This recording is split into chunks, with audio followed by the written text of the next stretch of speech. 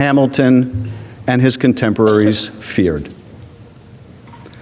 President Trump solicited foreign interference in our democratic elections, abusing the power of his office to seek help from abroad to improve his re-election prospects at home. And when he was caught, he used the powers of that office to obstruct the investigation into his own misconduct.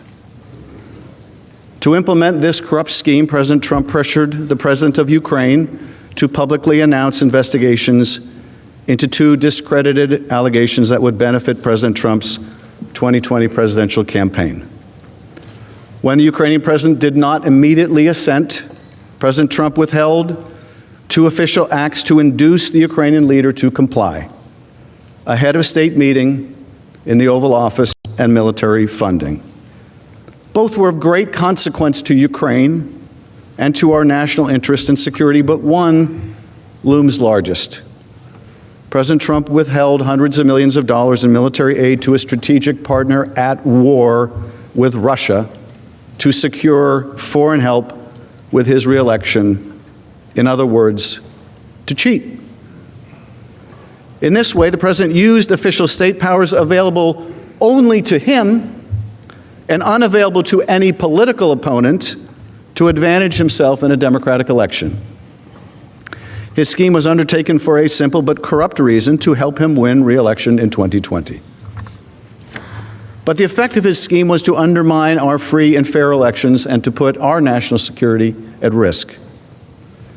It was not even necessary that Ukraine undertake the political investigations the president was seeking. They merely had to announce them. This is significant, for President Trump had no interest in fighting corruption, as he would claim after he was caught. Rather, his interest was in furthering corruption by the announcement of investigations that were completely without merit.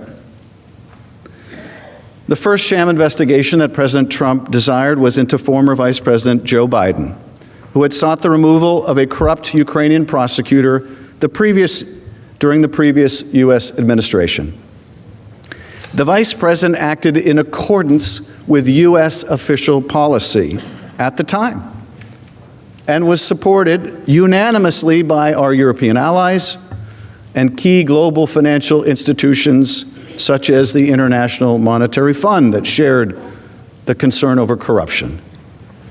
Despite this fact, in the course of this scheme, President Trump and his agents pressed the Ukrainian president to announce an investigation into the false claim that Vice President Biden wanted the corrupt prosecutor removed from power in order to stop an investigation into Burisma Holdings, a company on whose board Biden's son Hunter sat. This allegation is simply untrue, and it has been widely debunked by Ukrainian and American experts alike. That reality mattered not to President Trump. To him, the value in promoting a negative tale about former Vice President Biden, true or false, was its usefulness to his re-election campaign. It was a smear tactic against a political opponent that President Trump apparently feared. Remarkably, but predictably, Russia too has sought to support this effort to smear Mr. Biden, reportedly hacking into the Ukrainian energy company at the center of the president's disinformation campaign only last week. Russia almost certainly was looking for information related to the former vice president's son so that the Kremlin could also weaponize it against Mr. Biden, just like it did against Hillary Clinton in 2016, when Russia hacked and released emails from her presidential campaign. And President Trump has made it abundantly clear that he would like nothing more than to make use of such dirt against Mr. Biden, just as he made use of Secretary Clinton's hacked and released emails in his previous presidential campaign. Which brings us to the other sham investigation that President Trump demanded that the Ukrainian leader announce. This investigation was related to a debunked conspiracy theory alleging that Ukraine, not Russia, interfered in the 2016 presidential election.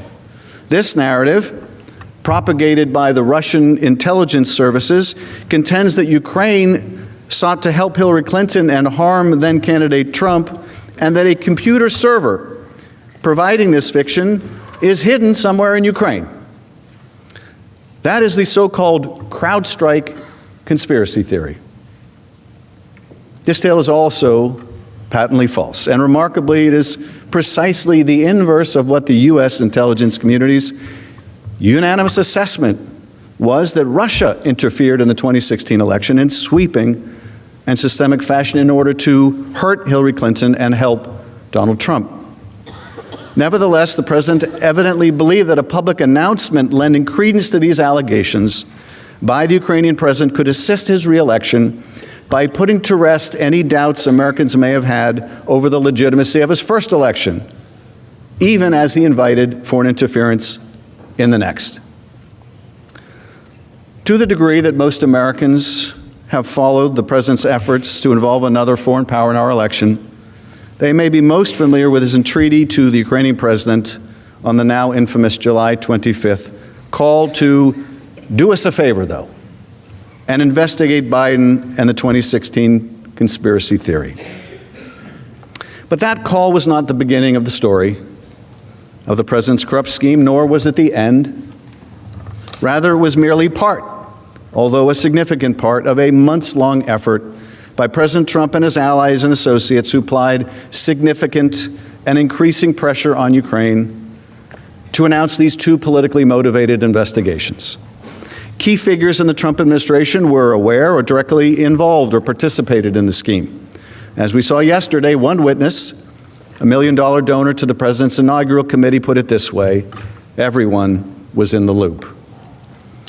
After twice inviting Ukraine's new president to the White House without providing a specific date for the proposed visit, President Trump conditioned this coveted head of state meeting on the announcement of these sham investigations. For Ukraine's new and untested leader, an official meeting with the President of the United States in the Oval Office was critical. It would help bestow on him important domestic and international legitimacy as he sought to implement an ambitious anti-corruption platform. Actual and apparent support from the President of the United States would also strengthen his position as he sought to negotiate a peace agreement with Russia's President Vladimir Putin, seeking an end to Russia's illegal annexation and continued military occupation of parts of Ukraine. But most pernicious, President Trump conditioned hundreds of millions of dollars in congressionally appropriated, taxpayer-funded military assistance for the same purpose, to apply more pressure on Ukraine's leader to announce the investigations. This military aid, which has long enjoyed bipartisan support, was designed to help Ukraine defend itself from the Kremlin's aggression. More than 15,000 Ukrainians have died fighting Russian forces and their proxies. 15,000. And the military aid was for such essentials as sniper rifles, rocket-propelled grenade launchers, radar, night vision goggles, and other vital support for the war effort. Most critically, the military aid that we provide Ukraine helps to protect and advance American national security interests in the region and beyond. America has an abiding interest in stemming Russian expansionism and resisting any nation's efforts to remake the map of Europe by dint of military force, even as we have tens of thousands of troops stationed there. Moreover, as one witness put it during our impeachment inquiry, the United States aids Ukraine and her people so that we can fight Russia over there and we don't have to fight Russia here. Now, when the president's scheme was exposed and the House of Representatives properly performed its constitutional responsibility to investigate the matter, President Trump used the same unrivaled authority at his disposal as Commander-in-Chief to cover up his wrongdoing. In unprecedented fashion, the president ordered the entire executive branch of the United States of America to categorically refuse and completely obstruct the House's impeachment investigation. Such a wholesale obstruction of congressional impeachment has never before occurred in our democracy, and it represents one of the most blatant efforts at a cover-up in history. If not remedied by his conviction in the Senate and removal from office, President Trump's abuse of his office, and obstruction of Congress will permanently alter the balance of power among the branches of government, inviting future presidents to operate as if they are also beyond the reach of accountability, congressional oversight, and the law. On the basis of this egregious misconduct, the House of Representatives returned 2 articles of impeachment against the president. First, charging that President Trump corruptly abused the powers of the presidency to solicit foreign interference in the upcoming presidential election for his personal political benefit. And second, that President Trump obstructed an impeachment inquiry into that abuse of power in order to cover up his misconduct. The House did not take this extraordinary step lightly. As we will discuss, impeachment exists for cases in which the conduct of the president rises beyond mere policy disputes to be decided otherwise and without urgency at the ballot box. Instead, we are here today to consider a much more grave matter, and that is an attempt to use the powers of the presidency to cheat in an election. For precisely this reason, the president's misconduct cannot be decided at the ballot box, for we cannot be assured that the vote will be fairly won. In corruptly using his office to gain a political advantage, in abusing the powers of that office in such a way to jeopardize our national security and the integrity of our elections, in obstructing the investigation into his own wrongdoing, the president has shown that he believes that he's above the law and scornful of constraint. As we saw yesterday on the screen, that under Article 2, he can do anything he wants.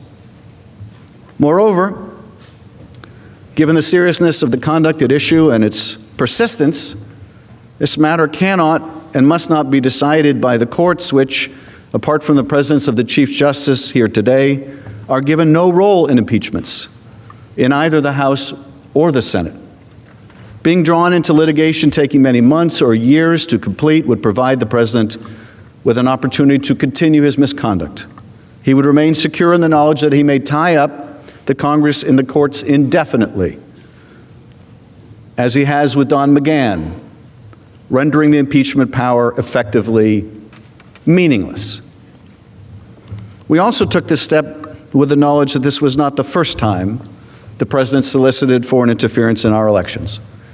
In 2016, then candidate Trump implored Russia to hack his opponent's email account, something that the Russian military agency did only hours later.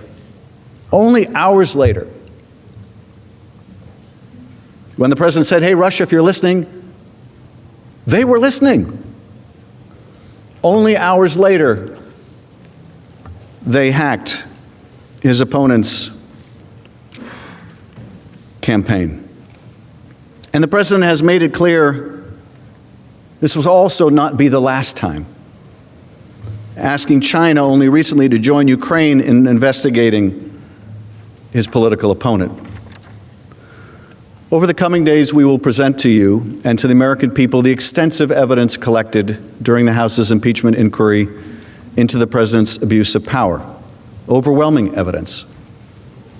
Notwithstanding his unprecedented and wholesale obstruction of the investigation into that misconduct. You will hear and read testimony from courageous public servants who upheld their oath to the Constitution and their legal obligations to comply with congressional action despite a categorical order by President Trump not to cooperate with the impeachment inquiry.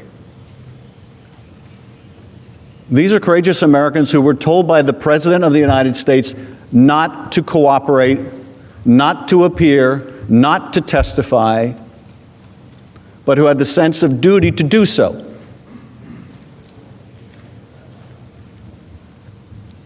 But more than that, you will hear from witnesses who have not yet testified, like John Bolton and Mick Mulvaney, Mr. Blair and Mr. Duffy. And if you can believe the President's words last month, you will also hear from Secretary Pompeo.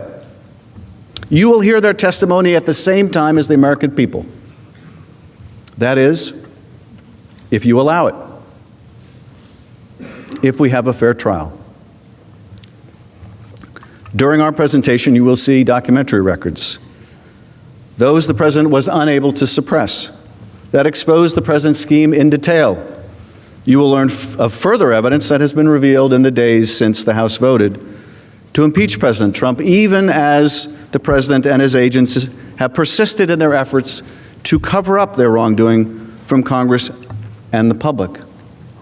And you will see dozens of new documents providing new and critical evidence of the President's guilt that remain at this time in the President's hands and in the hands of the Department of Defense and the Department of State and the Office of Management and Budget, even the White House. You will see them, and so will the American people if you allow it. If, in the name of a fair trial, you will demand it. These are politically charged times. Tempers can run high, particularly where this President is concerned. But these are not unique times. Deep divisions and disagreements were hardly alien concepts to the framers. So they designed the impeachment power in such a way as to insulate it as best they could from the crush of partisan politics. The framers placed the question of removal before the United States Senate, a body able to rise above the fray, to soberly judge the President's conduct or misconduct for what it was, nothing more and nothing less. In Federalist 65, Hamilton wrote, "Where else than in the Senate could have been found a tribunal sufficiently dignified or sufficiently independent? What other body would be likely to feel confidence enough in its own situation to preserve unawed and uninfluenced the necessary impartiality between an individual accused and the representatives of the people, his accuser?" It is up to you to be the tribunal that Hamilton envisioned. It is up to you to show the American people and yourselves that his confidence and that of the other founders was rightly placed. The Constitution entrusts you to the responsibility of acting as impartial jurors, to hold a fair and thorough trial and to weigh the evidence before you, no matter what your party affiliation or your vote in the previous election or the next. Our duty is to the Constitution and to the rule of law.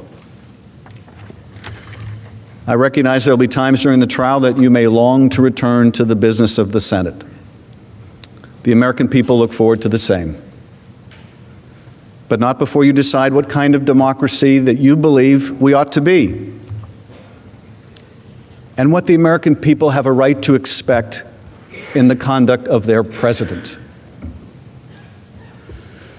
The House believes that an impartial juror, upon hearing the evidence that the managers will lay out in the coming days, will find that the Constitution demands the removal of Donald J. Trump from his office as President of the United States. But that will be for you to decide. With the weight of history upon you, and as President Kennedy once said, a good conscience your only sure reward. In drafting our Constitution, the framers designed a new and untested form of government. It would be based on free and fair elections to ensure that our political leaders would be chosen democratically and by citizens of our country alone. Having broken free from a king with unbridled authority who often placed his own interests above that of the people, the framers established a structure that would guarantee that the chief executive's power flowed only from his obligation to the people, rather than from a sovereign whose power was conferred on him by divine right. In this new architecture, no branch of government or individual would predominate over another. In this way, the founders ensured that their elected leaders and their president would use the powers of office only to undertake that which the people desired, and not for their personal aggrandizement or enrichment. What did those who rebelled and fought a revolution desire? No different than what we, the generations that have followed, desire. That no person, including and especially the president, would be above the law. Nothing could be more dangerous to a democracy than a commander-in-chief who believed that he could operate with impunity, free from accountability. Nothing, that is, except a Congress that is willing to let it be so. To ensure that no such threat could take root and subvert our fledgling democracy, the framers divided power among three co-equal branches of government: the executive, the legislative, and the judicial branches, so that ambition may be made to counter ambition. They provided for presidential elections every 4 years, and the framers required that the president swear an oath to faithfully execute the law and to preserve, protect, and defend the Constitution of the United States. Even with these guardrails in place, the framers understood that an individual could come to power who defied that solemn oath, who pursued his own interests rather than those of the country he led. For that reason, the framers adopted a tool used by the British Parliament to constrain its officials: the power of impeachment. Rather than a mechanism to overturn an election, impeachment would be a remedy of last resort. And unlike in England, the framers applied this ultimate check to the highest office in the land, to the President of the United States. Impeachment and removal of a duly elected president was not intended for policy disputes or poor administration of the state. Instead, the framers had in mind the most serious of offenses, those against the public itself. Hamilton explained that impeachment was not designed to cover only statutory or common law crimes, but instead crimes against the body politic. Hamilton wrote, "The subjects of its jurisdiction are those offenses which proceed from the misconduct of public men," or in other words, from the abuse or violation of some public trust. They are of a nature which may with peculiar propriety be denominated political, as they relate chiefly to injuries done immediately to society itself. In other words, impeachment would be confined to abuses of people's trust and to the society itself. This is precisely the abuse that has been undertaken by our current president when he withheld money and support for an ally at war to secure a political benefit. The punishment for those crimes would fit the political nature of the offense.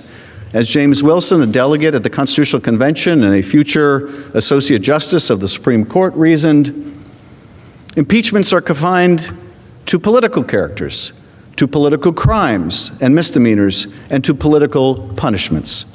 That punishment, the framers determined, would be neither prison nor fines, but instead limited to removal from office and disqualification from holding future office. The framers chose to undertake impeachment for treason, bribery, or other high crimes and misdemeanors to underscore the requirement of an offense against society. In this phrase, high modifies both the crimes and the misdemeanors, in that both relate to a high injustice, a transgression committed against the people and to the public trust. The framers had two broad categories in mind: those actions that are facially permissible under the president's authority but are based on corrupt motives, such as seeking to obtain a personal benefit through public office, and those that far exceed the president's constitutional authority or violate the legal limits on that authority. In Article 1, we deal with the first evil, which the framers wished to guard against, that is, cases in which a president corruptly misused a power otherwise bestowed on him to secure a personal reward. Guarding against a president who undertakes official acts with the corrupt motive of helping himself is at the heart of the impeachment power. As one scholar explained, the president's duty to faithfully execute the law requires that he undertakes actions only when motivated in the public interest rather than in their private self-interest. Efforts to withhold official acts for personal gain countermand the president's sacred oath and therefore constitute impeachable behavior as it was conceived of by the framers. In Article 2, we also deal with a second evil contemplated by the founders, who made it clear that the president ought not operate beyond the limits placed on him by legislative and judicial branches. Impeachment was warranted for a president who usurped the power of the Constitution that was not granted to him, such as to defy Congress the right to determine the propriety, the scope, and the nature of an impeachment inquiry into his own misconduct. The framers fashioned a powerful chief executive, but not one beyond accountability of law. When a president wields power in ways that are inappropriate and seek to extinguish the rights of the Congress, he exceeds the power of his constitutional authority and violates the limits placed on his conduct. Obstruction of a separate and co-equal branch of government for the purposes of covering up an abuse of power not only implies a corrupt intent, but also demonstrates a remarkable antipathy towards the balance of power contemplated and enshrined in our Constitution. It is a betrayal of the President's sacred oath of office and of his duty to put the country before himself. On September 24th, 2019, Speaker of the House Nancy Pelosi announced that the House of Representatives would move forward with an official impeachment inquiry into President Donald J. Trump. The announcement followed public reporting in the United States and Ukraine that the President and his agents sought Ukraine's help in his re-election effort, and revelations that the White House was blocking from Congress an intelligence community whistleblower complaint possibly related to this grave offense. The next day, on September 25th, under extraordinary pressure, the White House released publicly the record of the July 25th call between President Trump and Ukrainian President Vladimir Zelensky. The call record revealed that President Trump explicitly requested that the new leader undertake investigations beneficial to President Trump's re-election campaign. Upon release of the record of the call, President Trump claimed that the call was perfect. Far from perfect, the call record revealed a president who used his high office to personally and directly press the leader of a foreign country to do his political dirty work. Asking for a favor, President Trump insisted that President Zelensky investigate a formidable potential political opponent, former Vice President Joe Biden, as well as the baseless conspiracy theory that Ukraine, not Russia, interfered in the 2016 election to assist then-candidate Trump's opponent.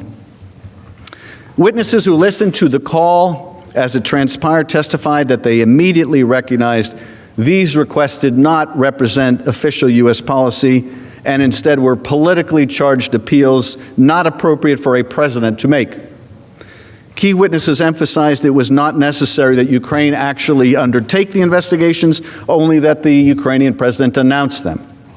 President Trump's objective was not to encourage a foreign government to investigate legitimate allegations of misconduct or wrongdoing abroad, made clear as well by the fact that the investigations he wanted announced have been discredited entirely. Rather, the president simply wanted to reap a political benefit by tarnishing a political rival and attempting to erase from history his previous election misconduct.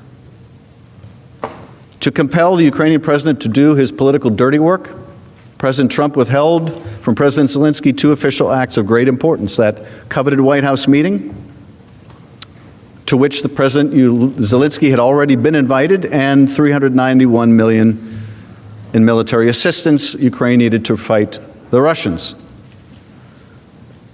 For a strategic partner of the United States in a hot war with Russian-backed forces inside its own borders, the symbolic support conferred on it by an Oval Office visit with the President of the United States and the life-saving support of our military aid was essential.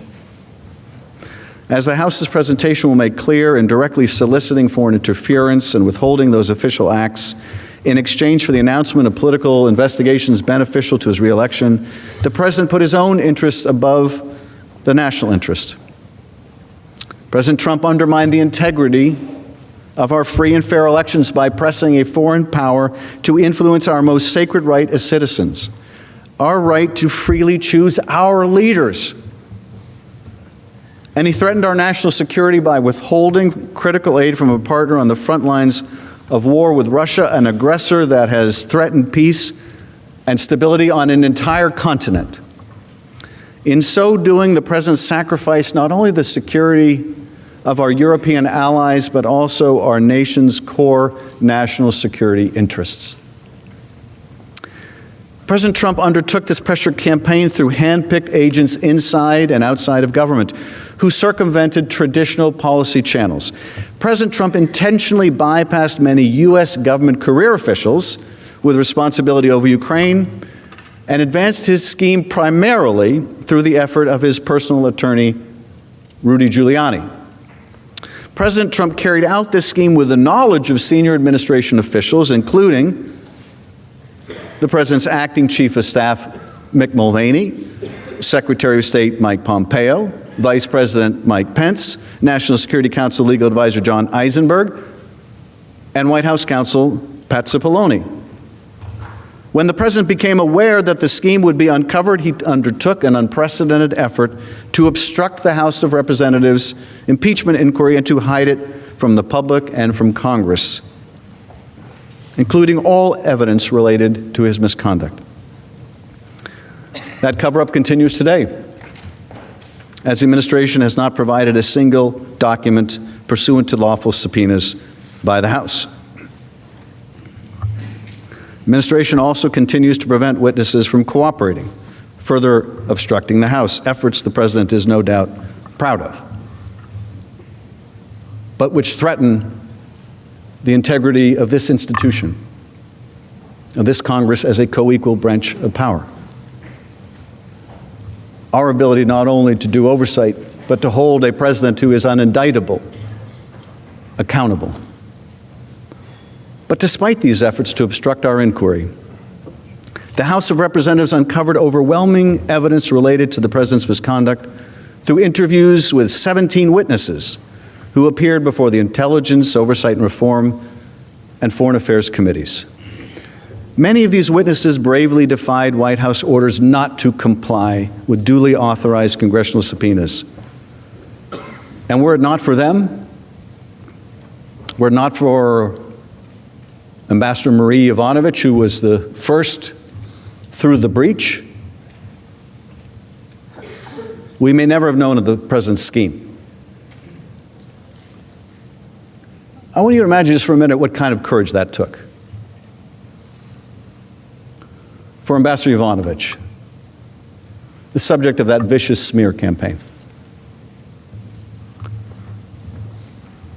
to risk her reputation and her career to stand up to the President of the United States, who's instructing her through his agents, you will not cooperate. You will not testify. You will tell them nothing.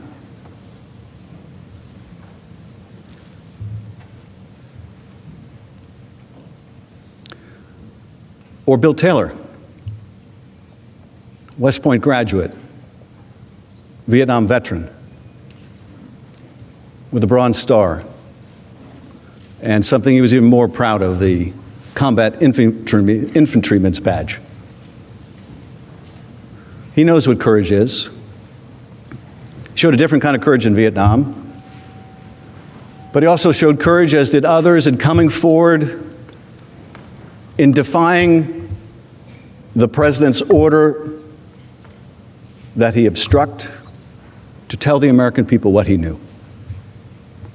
But for the courage of people like this, and Lieutenant Colonel Vindman, a Purple Heart recipient, but for their courage, we would have known nothing of the President's misconduct.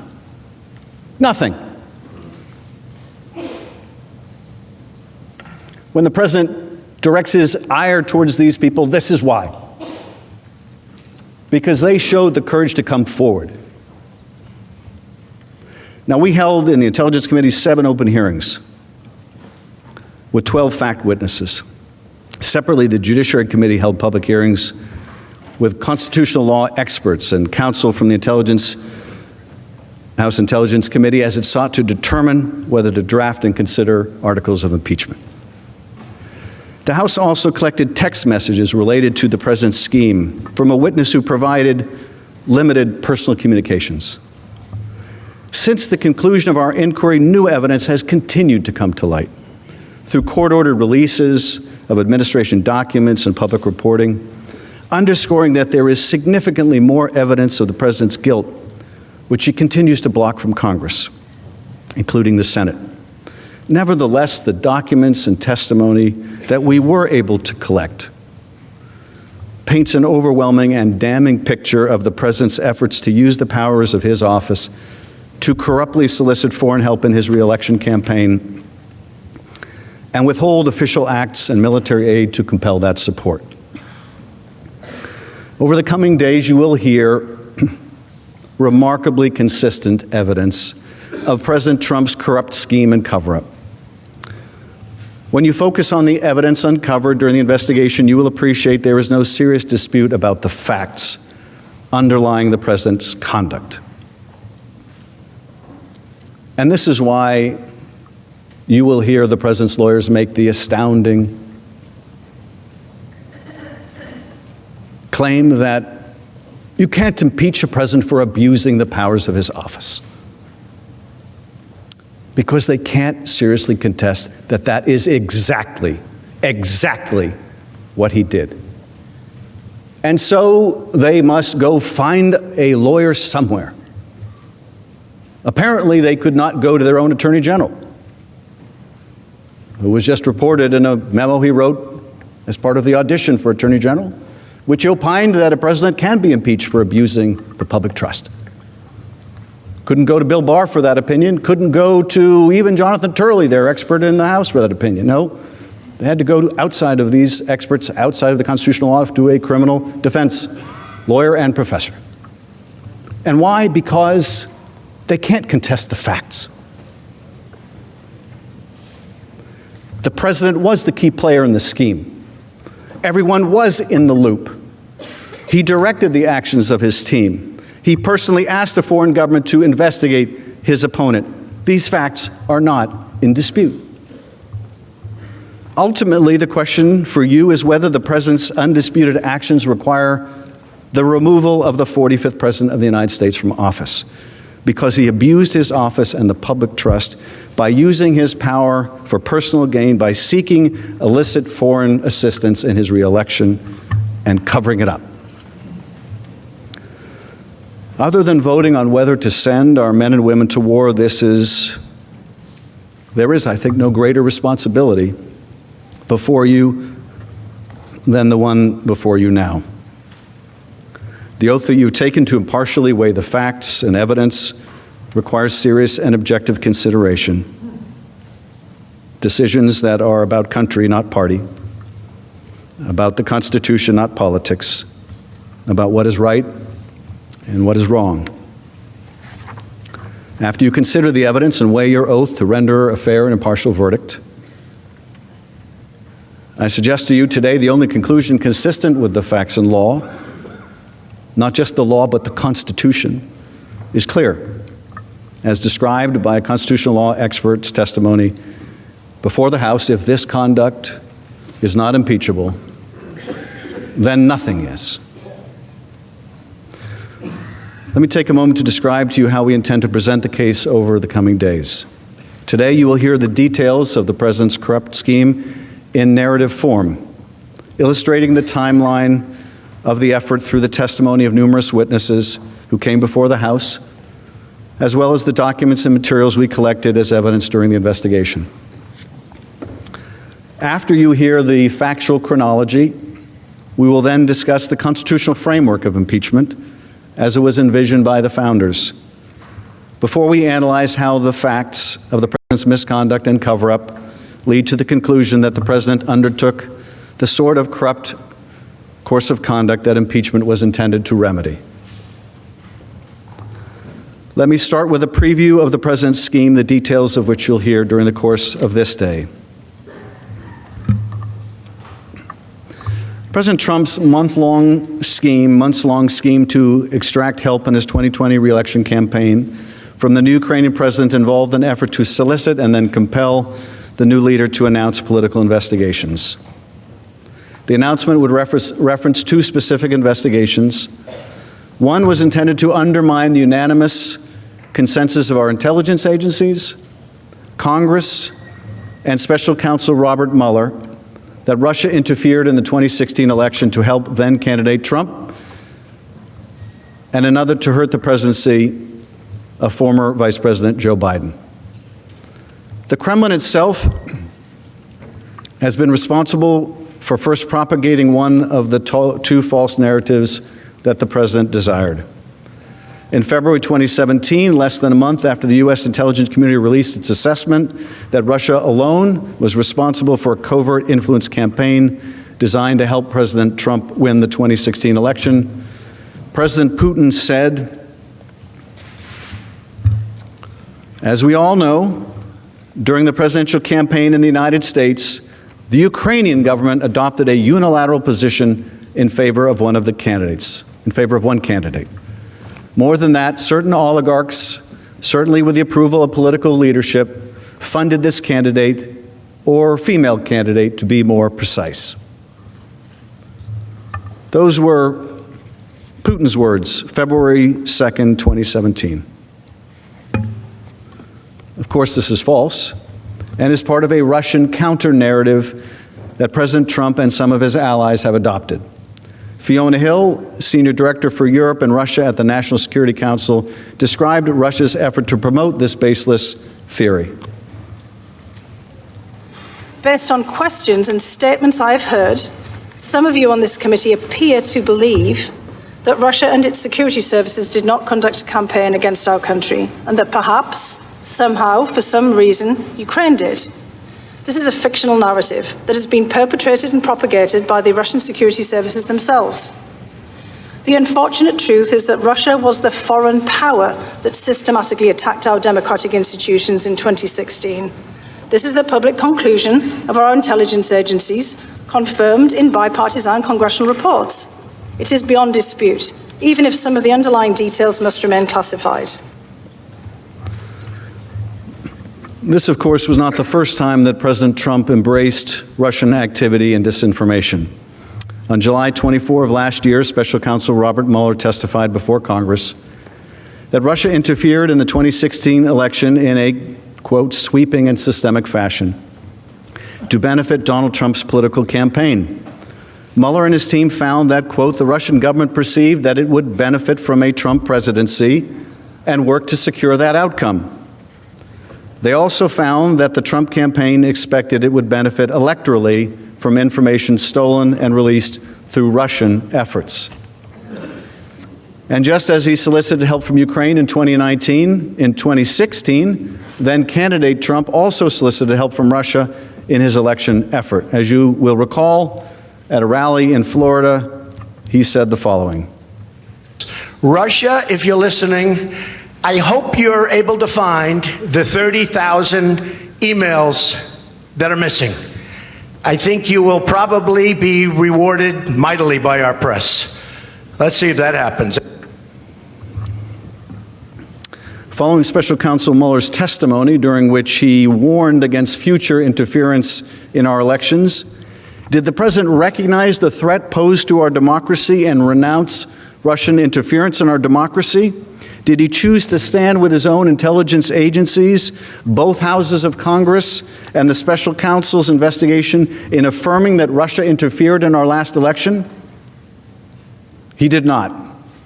Instead, only one day after Special Counsel Mueller testified before Congress, empowered in the belief that he had evaded accountability for making use of foreign support in our last election, President Trump was on the phone with the president of Ukraine, pressing him to intervene on President Trump's behalf in the next election. Let's take a moment to let that sink in. July 24th, Bob Mueller concludes a lengthy investigation. He comes before the Congress. He testifies that Russia systemically interfered in our election to help elect Donald Trump, that the campaign understood that and they willfully made use of that help. July 24th, that's what happens. The very next day. The very next day. He's on the phone, President Trump is on the phone with a different foreign power, this time Ukraine, trying to get Ukraine to interfere in the next election, the next day. That should tell us something. That should tell us something. He did not feel shamed by what the special counsel found. He did not feel deterred by what the special counsel found. He felt emboldened by escaping accountability. For the very next day, he's on the phone soliciting foreign interference again.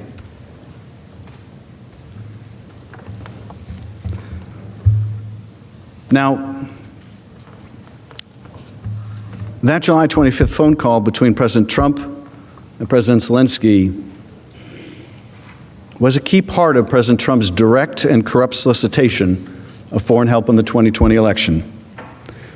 The request likely sounded familiar to President Zelensky, who had been swept into office in a landslide victory on a campaign of rooting out just the type of corruption he was being asked to undertake on this call with our president. Zelensky campaigned as a reformer, as someone outside of politics who would come up and clean up corruption, who would end the political prosecutions, end the political investigations, and what is his most important and powerful patron asking him to do exactly what he campaigned against. No wonder he resisted this pressure campaign. Now, President Trump had been provided talking points for discussion by the National Security Council staff beforehand, including recommendations to encourage President Zelensky to continue to promote anti-corruption reforms in Ukraine. So the National Security staff understood what was in the U.S. national security interests, and that was rooting out corruption. And they encouraged the president to talk about it. But as you see from the record of the call, and I joined the president saying, read the call, that topic was never addressed. The word corruption never escapes his lips. Instead, President Trump openly pressed President Zelensky to pursue the two investigations that would benefit him personally. In response to President Zelensky's gratitude for the significant military support the United States has provided to Ukraine, President Trump said, I would like you to do us a favor, though, because our country has been through a lot, and Ukraine knows a lot about it. I would like you to find out what happened with this whole situation with Ukraine. They say CrowdStrike. I guess you have one of your wealthy people, the server. They say Ukraine has it. That's that crazy conspiracy theory I talked about earlier, that there's this server somewhere in Ukraine that shows that, in fact, it was Ukraine that hacked the DNC, not the Russians. That's a Russian propaganda conspiracy theory, and here it is being promulgated by the President of the United States, and more than promulgated. He's pressuring an ally to further this Russian propaganda, because he was referring to this extensively discredited conspiracy theory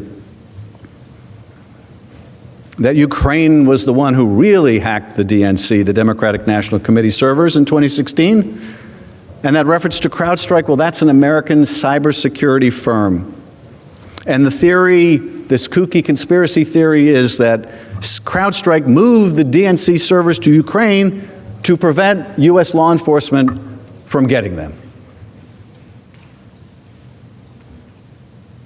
If Ukraine announced an investigation into this fabrication, President Trump would remove what he perceived to be a cloud over his legitimacy, the legitimacy of his last election, Russia's assistance with his campaign, and suggest that it was the Democratic Party that was the real beneficiary of help. On the call, President Trump told Zelensky, whatever you can do, it's very important that you do it if that's possible. President Zelensky agreed that he would do the investigation, saying, yes, it is very important for me, and everything that you just mentioned earlier. President Trump then turned to his second request, asking President Zelensky to look into the sham allegation into former Vice President Biden. President Trump said to President Zelensky, the other thing, there's a lot of talk about Biden's son, that Biden stopped the prosecution. And a lot of people want to find out about that, so whatever you can do with the Attorney General would be great. Biden went around bragging that he stopped the prosecution, so if you could look into it, it sounds horrible to me. There is no question that President Trump intended in pressing the Ukraine leader to look into his political rival.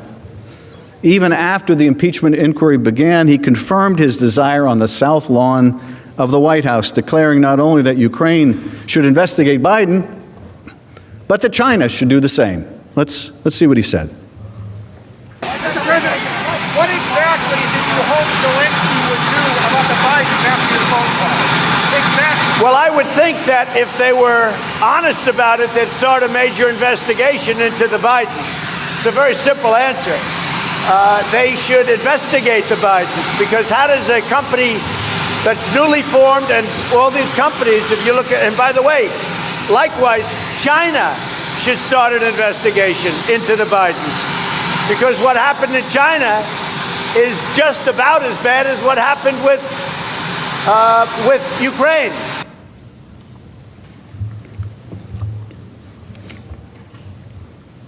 Now, the day after that July 25th phone call, President Trump sought confirmation that President Zelensky understood his request to announce the politically motivated investigations and that he would follow through.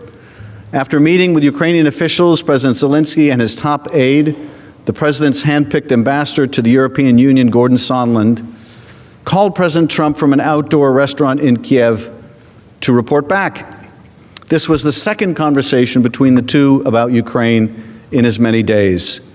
David Holmes, an American diplomat dining with Sondland, overheard the call, including the president's voice through the cell phone. I described part of that call last night. Holmes testified that President Trump asked Sondland, so he's going to do the investigation? Sondland replied that he's going to do it, adding that President Zelensky will do anything you ask him to. After the phone call, Holmes took the opportunity to ask Ambassador Sondland for his candid impression of the president's views on Ukraine. According to Holmes, in particular, I asked Ambassador Sondland if it was true that the president did not give an expletive about Ukraine. Ambassador Sondland agreed that the president did not give an expletive about Ukraine. I asked why not. And Ambassador Sondland stated that the president only cares about big stuff. I noted there was big stuff going on in Ukraine, like a war with Russia. And Ambassador Sondland replied that he meant big stuff that benefits the president, like the Biden investigation that Mr. Giuliani was pushing. The conversation then moved on to other topics. those 3 days in July, the 24th, the 25th, and the 26th, reveal a lot about President Trump's effort to solicit help from a foreign country in assisting his own reelection. On the 24th, Special Counsel Mueller testifies that Russia interfered in our 2016 election to assist the Trump campaign, which knew about the interference, welcomed it, and utilized it. That's the 24th. The 25th is the day of the call, when President Trump, believing he had escaped accountability for Russian meddling in the first election and his welcoming of it, asked the Ukrainian president to help him undermine the special counsel's conclusion and help him smear a political opponent, former Vice President Biden. And then the third day in a row in July, President Trump sought to ensure that Ukraine had received his request and understood it and would take the necessary steps to announce the investigations that he wanted. 3 days in July. In many ways, those 3 days in July tell so much of this story. This course of conduct alone should astound all of us who value the sanctity of our elections and who understand that the vast powers of the presidency are reserved only for actions which benefit the country as a whole, rather than the political fortunes of any one individual. President Trump's effort to use an official head of state phone call to solicit the announcement of investigations helpful to his reelection is not only conduct unbecoming a president, but it is conduct of one who believes that the powers of his high office are political tools to be wielded against his opponents, including by asking a foreign government to investigate a United States citizen and for a corrupt purpose. That alone is grounds for removal from office of the 45th president. But these 3 days in July were neither the beginning nor the end of this scheme.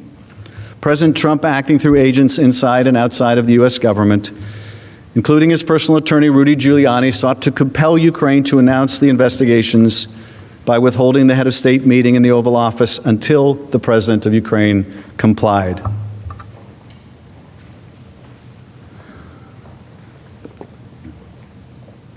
Hosting an Oval Office meeting for a foreign leader is an official act available only to one person, the President of the United States. And it is an official act that President Trump had already offered to President Zelensky during their first phone call on April 21st and in a subsequent letter to the Ukrainian leader. Multiple witnesses testified about the importance of a White House meeting for Ukraine. For example, Deputy Assistant Secretary George Kent explained that a White House meeting was very important for Ukrainians to demonstrate the strength of their relationship with Ukraine's strongest supporter. Dr. Fiona Hill of the National Security Council explained a White House meeting would supply the new Ukrainian government with, quote, the legitimacy it needed, especially vis-a-vis the Russians. And that the Ukrainians viewed a White House meeting as a recognition of their legitimacy as a sovereign state. This White House meeting would also prove to be important for 3 hand-picked agents whom President Trump placed in charge of U.S.-Ukraine issues: Ambassador Sondland, Ambassador Volker, and Energy Secretary Rick Perry, the so-called 3 amigos. They hope to convince President Trump to hold an Oval Office meeting with Zelensky. During a meeting of the 3 amigos on May 23rd, President Trump told them that Ukraine had tried to take him down in 2016. He then directed them, talk to Rudy Giuliani about Ukraine.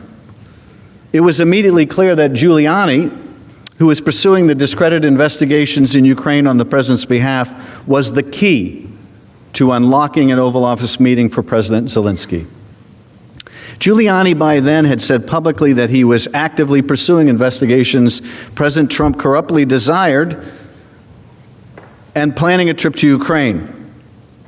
Giuliani admitted, quote, "We're not meddling in an election, we're meddling in an investigation." On May 10, however, Giuliani canceled the trip to Ukraine to dig up dirt on former Vice President Biden and the 2016 conspiracy theory, just as President Zelensky won elections for the presidency and parliament. Faced with a choice between working with Giuliani to pursue an Oval Office meeting, understanding it meant taking part in a corrupt effort to secure the political investigations, or abandoning efforts to support our Ukrainian ally, the president's agents fell into line. They would pursue the White House meeting and explain to Ukraine that announcements of the investigations was the price of admission. As Ambassador Sondland made clear, I know that members of this committee frequently frame these complicated issues in the form of a simple question: was there a quid pro quo? As I testified previously, with regard to the requested White House call and the White House meeting, the answer is yes. This quid pro quo was negotiated between the president's agents, Rudy Giuliani, and Ukrainian officials throughout the summer of 2019 in numerous telephone calls, text messages, and meetings, including during a meeting hosted by then National Security Advisor John Bolton on July 10th. Near the end of that July 10th meeting, after the Ukrainians again raised the issue of a White House visit, Ambassador Sondland blurted out that there would be agreement for a White House meeting once the investigations began. At that point, Bolton immediately stiffened and abruptly ended the meeting. During a subsequent discussion that day, Sondland was even more explicit. Lieutenant Colonel Alex Vindman, a director for Europe and Ukraine on the National Security Council, testified that Sondland began to discuss the deliverable required to get the White House meeting, which Sondland specifically mentioned was investigation of the Bidens. This is again in that meeting in the White House with a Ukrainian delegation and an American delegation. Sondland explained in that meeting he had an agreement with Acting Chief of Staff Mick Mulvaney, whereby President Zelensky would be granted the Oval Office meeting if he went forward with the investigations. After the meeting, Vindman's supervisor, Dr. Hill, reported back to Bolton, who told her to tell John Eisenberg, the National Security Council legal advisor, that he was not part of whatever drug deal Sondland and Mulvaney are cooking up on this. She reported her concerns, as did Vindman. It remains unclear what action, if any, Bolton or Eisenberg took once they were made aware of Mulvaney and Sondland's drug deal. Both refused to testify in our inquiry. However, Dr. Hill testified that she understood that Mr. Eisenberg informed Mr. Cipollone of her concerns about the drug deal. If this body is serious about a fair trial, one that is fair to the President and to the American people, we again urge you to allow the House to call both Eisenberg and Bolton, as well as other key witnesses with firsthand knowledge who refuse to testify before the House on the orders of the President. Additional testimony and documents are particularly important because, according to Sondland, everyone was in the loop when it came to the President's self-serving effort. In part relying on email excerpts, Sondland explained that the President's senior aides and cabinet officials knew that the White House meeting was predicated on Ukraine's announcement of the investigations beneficial to the President's political campaign. Hill characterized the quid pro quo succinctly. But it struck me yesterday when you put up on the screen Ambassador Sondland's emails and who was on these emails, and he said, these are the people who need to know, that he was absolutely right, because he was being involved in a domestic political errand. And we were being involved in national security foreign policy, and those two things had just diverged. In effect, President Zelensky was being drawn into this domestic political errand. He grew wary of becoming involved in another country's election and domestic affairs. Bill Taylor, the acting U.S. ambassador to Ukraine at the time, described a conversation he had with a senior aide to the Ukrainian leader. He said, also on July 20th, I had a phone conversation with Alexander Daniluk, President Zelensky's national security advisor, who emphasized that President Zelensky did not want to be used as an instrument in a U.S. re-election campaign. Remember that conversation when you hear counsel say that the Ukrainians felt no pressure to be involved in a U.S. re-election campaign. But that concern did not deter President Trump. In his conversation with Sondland shortly before the 25th of July call, the President made clear that he not only wanted Ukraine to do the investigations or announce them, but also a White House meeting would only be scheduled if President Zelensky confirmed these investigations. As Volker communicated to President Zelensky's top aide by text less than 30 minutes before the phone call between Trump and Zelensky. And again, we're talking about July 25th, in a text 30 minutes before the Trump-Zelensky phone call. Here's what is said. With Volker texting Andrei Yermak, a top aide to President Zelensky. Good lunch. Thanks. Heard from White House. Assuming President Z convinces Trump he will investigate, quote, get to the bottom of what happened, unquote, in 2016, we will nail down date for visit to Washington. Good luck. See you tomorrow. Kurt. Well, those words couldn't be much clearer. Assuming President Z convinces Trump He will investigate, get to the bottom of what happened in 2016. We'll nail down the visit to Washington. That's a text 30 minutes before that call. Counsel for the President would like you to think this is just about that call. You don't get to look outside the four corners of that call. They don't want you to look at the months that went into preparing for that call or the months of pressure that followed it. But you can just look at, right now, what happened 30 minutes before that call in this text message. Heard from White House, assuming President Z convinces Trump he will investigate, get to the bottom of what happened in 2016. If you are wondering how it seemed that President Zelensky was aware of what he was going to be asked on that call, this is how you can tell. He was prepped. Of course he was prepped. And in fact, the missing reference in the call record to Burisma was a signal Colonel Vindman recognized that clearly he had been prepped for that call. Why else would the name of this particular energy company come up in that conversation? Well, President Zelensky clearly got the message. Toward the end of the call with President Trump, President Zelensky said, "I also want to thank you for your invitation to visit the United States, specifically Washington, D.C. On the other hand, I also wanted to ensure you that we will be very serious about the case and we will work on the investigation." Thank you for the invitation. On the other hand, I want to assure you that we will be very serious about the case and we will work on the investigation.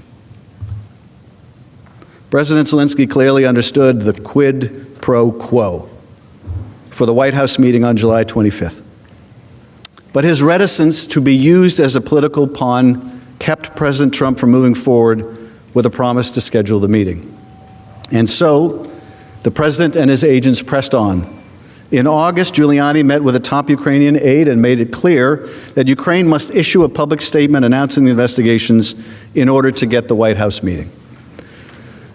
Fearful of getting involved in U.S. domestic politics and having entered office with a promise to clean up government and corruption, President Zelensky and his aides preferred a generic statement about investigations. But Giuliani insisted, no, the statement must include two specific investigations that would benefit President Trump. Let's look at a comparison between the statement the Ukrainians preferred and the one that Giuliani required. So on the left, and I will read it in case you can't see the screens, the draft, the Yermak draft, the Ukrainian draft, says we intend to initiate and complete a transparent and unbiased investigation of all available facts and episodes, which in turn will prevent the recurrence of this problem in the future. That's pretty generic. But here's the Giuliani-Volker-Sondland response. This is what had to be included. We intend to initiate and complete a transparent and unbiased investigation of all available facts and episodes. Up to that point, it's exactly the same until you get to including those involving Burisma and the 2016 U.S. elections. And then it goes back to the Ukrainian draft, which in turn will prevent the recurrence of this problem in the future. You can see in this such graphic evidence, Ukrainians did not want to do this. They didn't even want to mention this. Giuliani had to insist, no, we're not going to be satisfied with some generic statement. After all, I think we can see this isn't about corruption. No, this isn't about announcing investigations to damage Biden and to promote this fiction about the last election. So here in these texts you see that Giuliani, Volker, and Sondland have added these references to Burisma, a thinly veiled reference to former Vice President Biden and the 2016 election. They wish to ensure the Ukrainians mentioned the sham investigations President Trump required. Now, the Ukrainians recoiled at the new statement, recognizing that releasing it would run directly counter to the anti-corruption platform that Zelensky campaigned on and would embroil them in U.S. election politics. As a result, the Ukrainians agreed to Zelensky didn't get his White House meeting. He still hasn't gotten his White House meeting. Senators, witness testimony, text messages, emails, and the call record itself confirm a corrupt quid pro quo for the White House meeting, an official act available only to the President of the United States in exchange for the announcement of political investigations.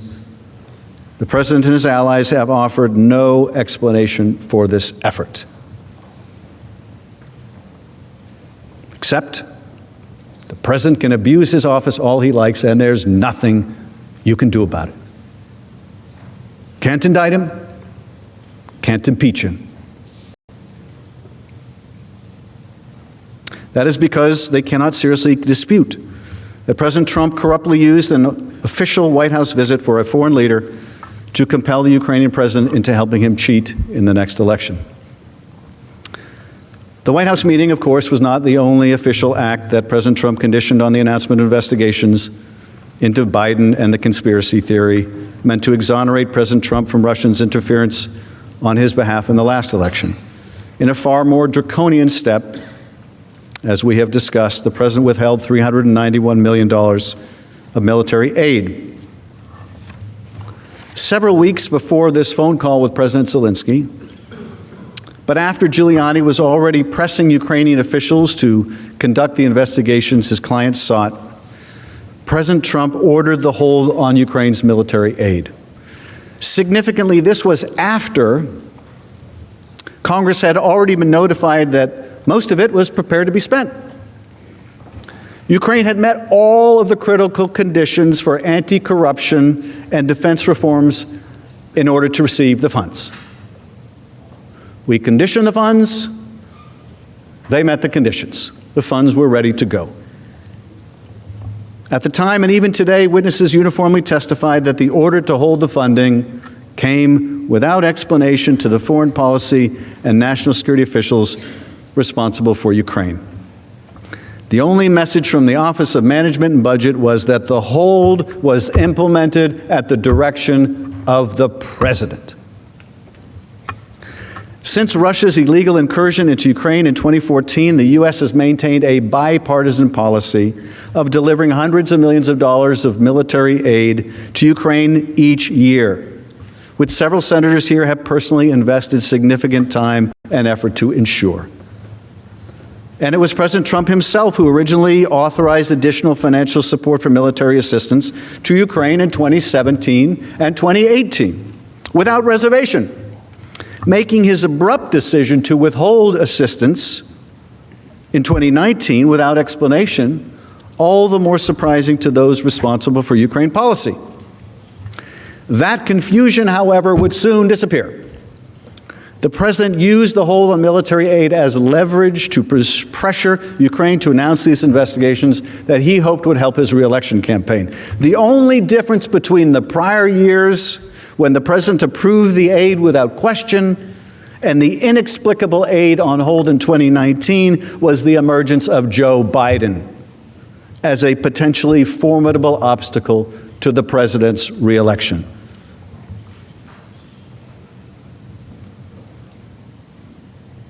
These funds that the President withheld, these funds, they don't just benefit Ukraine, they benefit the security of the United States by ensuring that Ukraine is equipped to defend its own borders against Russian aggression. As Ambassador Taylor noted in his deposition, the United States provides Ukraine with radar and weapons and sniper rifles, communication that save lives. It makes Ukrainians more effective. It might even shorten the war. That's what our hope is, to show the Ukrainians can defend themselves. And the Russians, in the end, will say, okay, we're going to stop. That's in our interest. This isn't just about Ukraine or its national security. It's about our national security. It isn't charity. It's about our defense as much as Ukraine's. Ambassador Taylor also said that the American aid was a concrete demonstration of the United States' commitment to resist aggression and to defend freedom. That's what this country is supposed to be about, right? Resisting aggression, defending freedom, not exporting corrupt ideas. That's what we're supposed to be about, right? It was against this backdrop that American officials responsible for Ukraine policy sat in astonishment, according to Ambassador Taylor, when they learned about the hold. Officials immediately expressed concerns about the legality of President Trump's hold on assistance to Ukraine. Their concerns were well warranted, as the Government Accountability Office, which was just last night poo-pooed by the President's Council, well, that's just some institution of Congress. Right? They're going to be just inherently biased, right? Well, they're a nonpartisan organization that both parties have come to rely upon. But I'm not surprised they don't like the conclusion of the GAO, because the Defense Department warned them that this was going to be the conclusion, and that conclusion was the hold on aid was not only wrong, it was not only immoral, it was also illegal. It violated the law, a law that we passed so that presidents could not refuse to spend money that we allocated for the defense of others and for ourselves. The Empowerment Control Act prevents the president and other government officials from unilaterally making funding decisions when Congress has made its intent clear. In fact, the act exists precisely because of previous presidential abuses of Congress's power of the purse during the Nixon era. The nonpartisan GAO ruled that the hold on military aid was not only illegal, but that holding underscores the president's efforts to go to any lengths to ensure his own personal benefit, rather than take care that the laws be faithfully executed, as he swore he would do when he took his oath of office.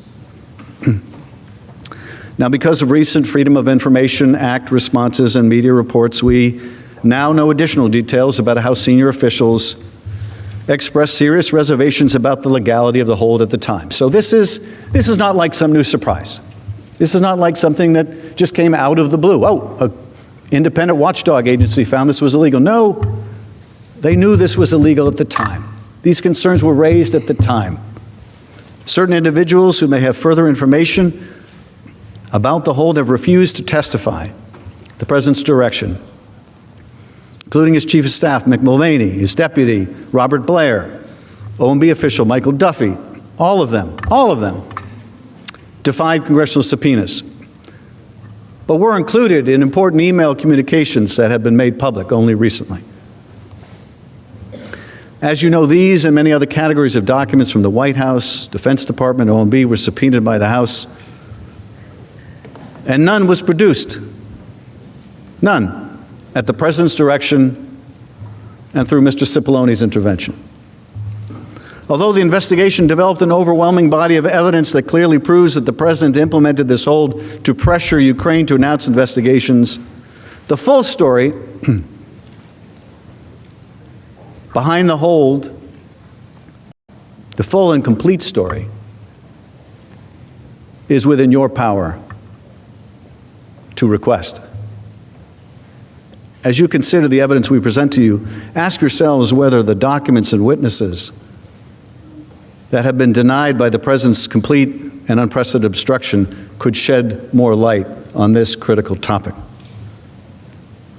You may agree with the House managers that the evidence of the president's withholding of military aid to coerce Ukraine is already supported by overwhelming evidence, and no further insight is necessary to convict the president. But if the president's lawyers attempt to contest these or other factual matters, you are left with no choice but to demand to hear from each witness with firsthand knowledge. A fair trial requires nothing less.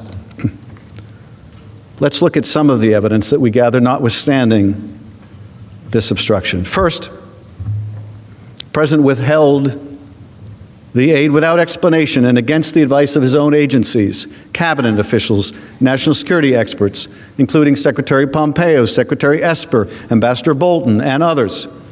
Only Mick Mulvaney, a central figure in this effort, reportedly supported the hold, and he told us why. During a press briefing, Mulvaney personally acknowledged that the hold was ordered as part of a quid pro quo designed to get Ukraine to undertake the investigation President Trump sought. Second, the reason for the security assistance hold was undoubtedly on the president's mind during the telephone call with President Zelensky on July 25th. Near the beginning of their conversation, President Zelensky expresses gratitude for U.S. military assistance, noting the United States' quote, great support in the area of defense. Immediately after President Zelensky's reference to defense and military support, President Trump responded by saying, I would like you to do us a favor, though, because our country has been through a lot, and Ukraine knows a lot about it.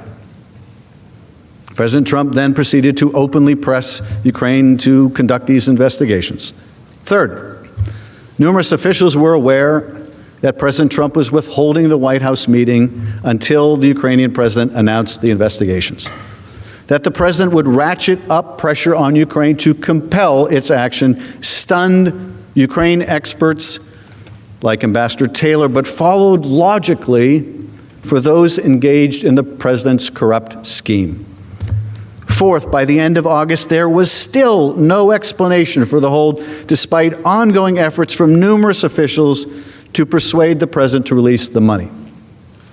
And the leverage of the White House meeting had not succeeded in coercing Ukraine to announce the investigations, providing the president and his agents every reason to use the most aggressive lever of influence, hundreds of millions of dollars of military support, to compel Ukraine to act. If they didn't feel pressure, they would have done it. They would have done it. But of course they did. Imagine if this country were dependent on a more powerful country for our defense. Imagine we were at war. Imagine we were waiting for weapons to defend ourselves. Something our framers could have understood. Imagine that we found ourselves in those circumstances, and much to our astonishment, we couldn't even get a meeting with our ally. Much to our astonishment, they were withholding aid from us. You think we'd feel pressure? Of course we would. The framers had common sense, and so must we. Are we to accept, well, the president said there was no quid pro quo? I guess that closes the case. In every courtroom in America, jurors, and I know you're not just jurors, I read the Clinton trial, you're jurors and judges. Jurors all over America are told you don't leave your common sense at the door. Well, we don't have to leave our common sense at the door here too. 2 + 2 = 4. The aid is withheld. You're asking for it, we're asking for it. His own aides are asking for it. No one can get an explanation. Ukrainians can't get an explanation. All the Ukrainians get is, we want you to do these investigations. They're promised a White House meeting. They want a White House meeting. They need a White House meeting. They're going to be going into negotiations with Putin. They want to show strength. They can't get in the door. They see the Russian foreign minister get in the door of the White House. We see the photos of the president, the Russian foreign minister, or the ambassador. What a great time they're having, but no, the president of Ukraine, our ally, can't get in the door. They're not stupid. They know what's going on here. They're not stupid. That conversation I referenced yesterday when the Ukrainians threw it right back in our face. When Ambassador Volker said to his Ukrainian counterpart, you shouldn't investigate the former president. You shouldn't engage in those political investigations. Oh, the Ukrainian response was, you mean like the one you want us to do with the Bidens and the Clintons? They're not stupid.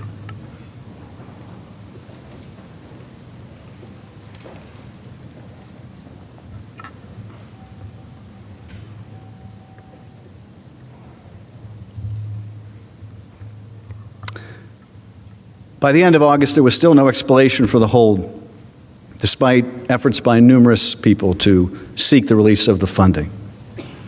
The leverage hadn't succeeded in getting the president in coercing Ukraine to announce the investigations, and so the aid was withheld.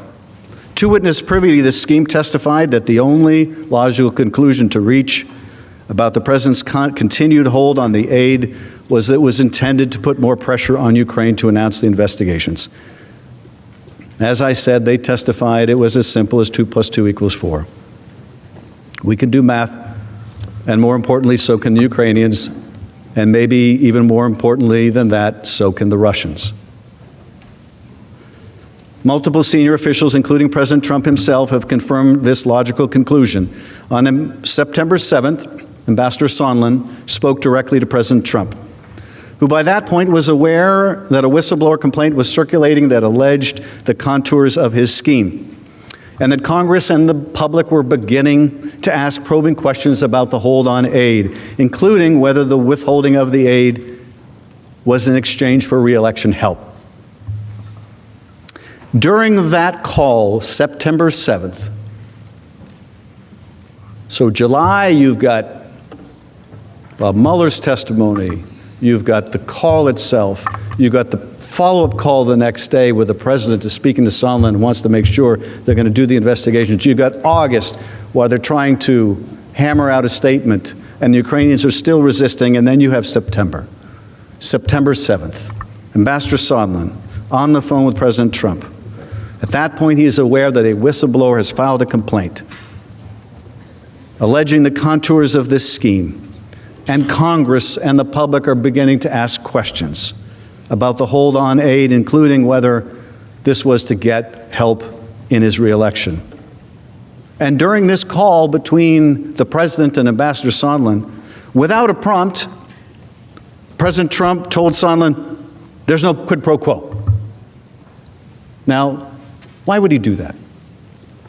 That's not something that comes up in normal conversation, right? Hello, Mr. President, how are you today? No quid pro quo.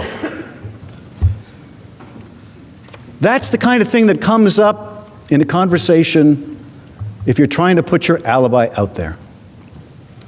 If you've heard about a whistleblower complaint, if you've seen allegations, if you know Congress is starting to sniff around, no quid pro quo. But, and I know this is astonishing, so much of the last 3 years has been a combination of shock and yet no surprise.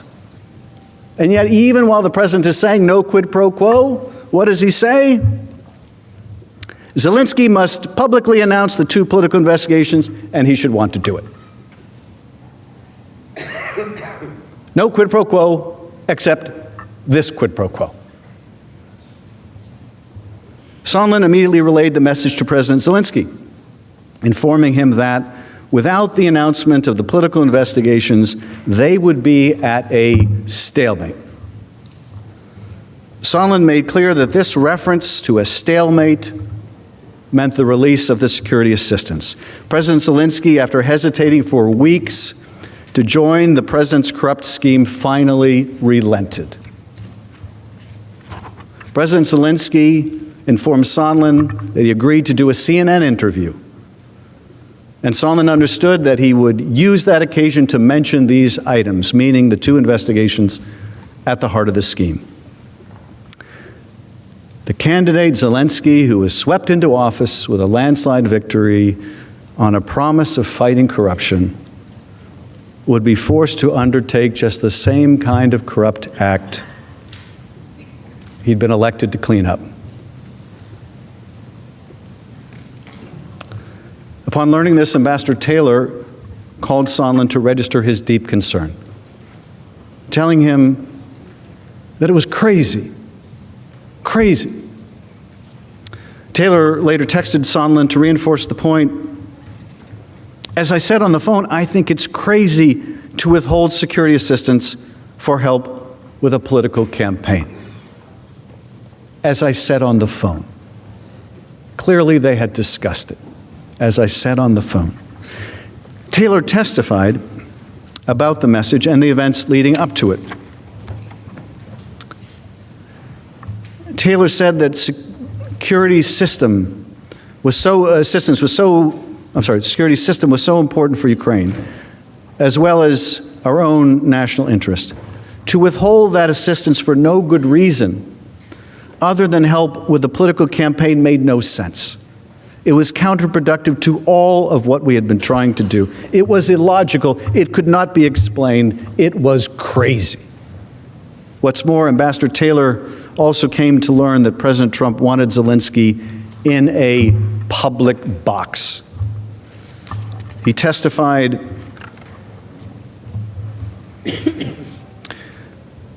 Mr. Goldman asking the question, now you referenced a television interview and a desire for President Trump to put Zelensky in a public box, which you also have in quotes. Was that in your notes? Now this is a reference, I think, to his written testimony. Was that referenced to in a public box in his notes? Remember, he kept detailed notes. Taylor's answer, it was in my notes. And what did you understand to mean to put Zelensky in a public box?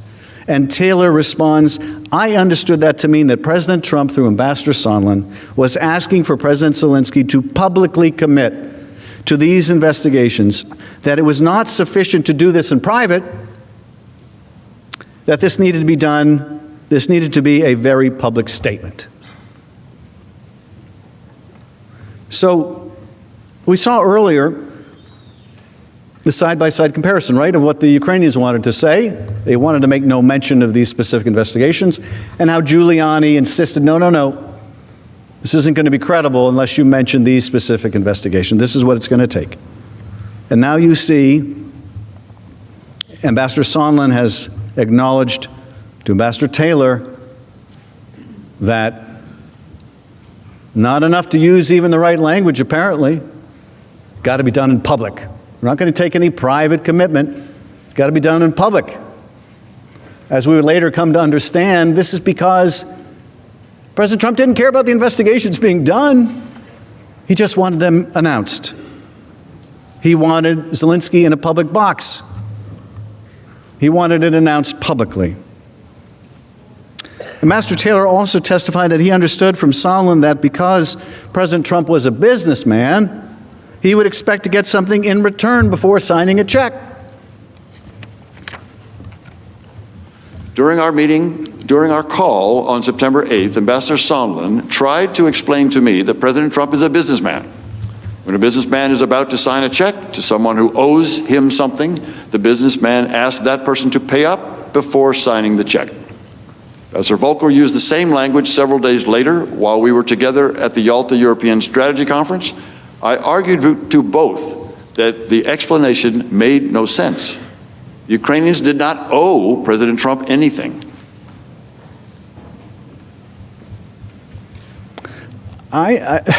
This is very telling. Ambassador Taylor, a Vietnam veteran, West Point graduate. The Ukrainians didn't owe us anything. Clearly, Donald Trump felt the Ukrainians owed him. Right? This is not about Ukraine's national security. It's not about our national security. It's not about corruption. No, it's about what's in it for me. Those Ukrainians owe me. Before I sign a check, and by the way, that's not his money. That's your money. That's the American people's money for their defense. But here we see Ambassador Sondland explaining, no, President Trump's a businessman. Before he's going to sign a check, he wants to get something. And of course, that's something that he was going to sign that check for, he's going to make that payment for with our tax dollars. That thing that he was going to buy with those tax dollars was a smear of his opponent and an effort to lift whatever cloud he felt was over his presidency because of the Russian interference on his behalf in the last election. Now, the president has offered an assortment of shifting explanations after the fact for the hold on aid, including that he withheld the money because of corruption in Ukraine or concerns about burden sharing with other European countries. But those arguments are completely without merit. First, the president's own administration had determined by the time of the hold that Ukraine had undertaken all necessary anti-corruption and defense reforms in order to receive the funds. The Defense Department and State Department officials repeatedly made this clear as the hold remained and threatened the ability of the agencies to spend the money before the end of the fiscal year. Second, the evidence revealed that the president only asked about foreign contributions to Ukraine in September, nearly 2 months after the president implemented the hold, and as it became clear that the public, Congress, and a whistleblower were becoming aware of the president's scheme. The after-the-fact effort to come up with a justification also belies the truth. The European countries provide far more financial support to Ukraine than the United States. Their support is largely economic. Ours also includes a lot of military support. But Europe is a substantial financial backer of Ukraine.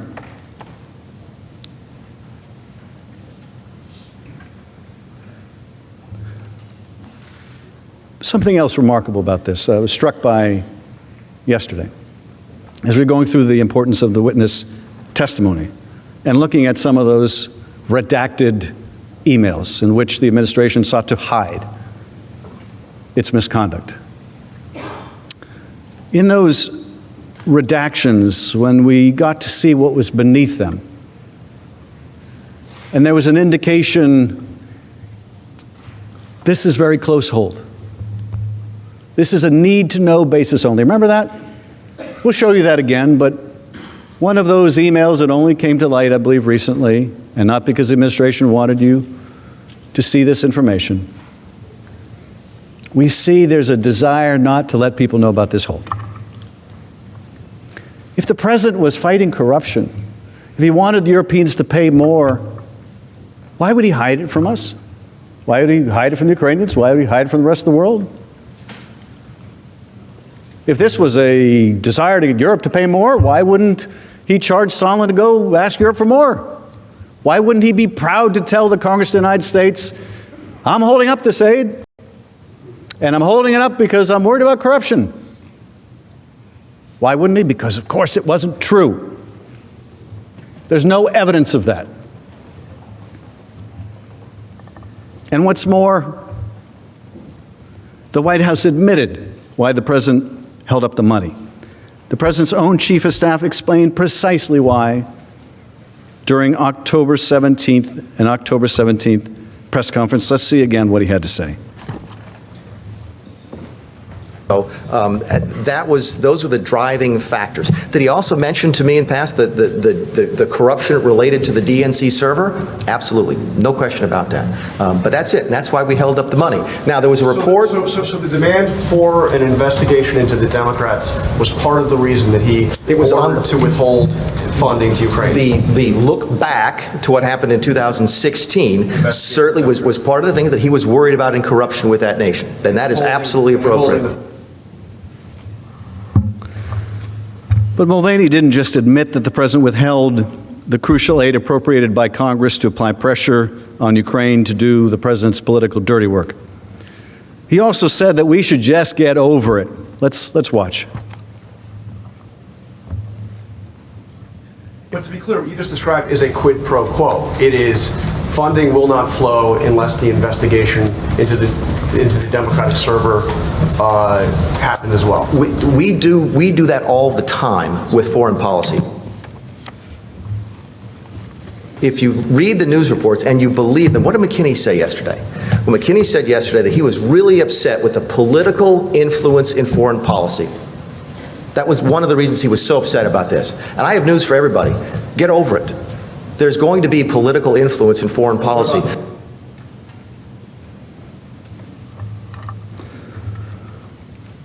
Should the Congress just get over it?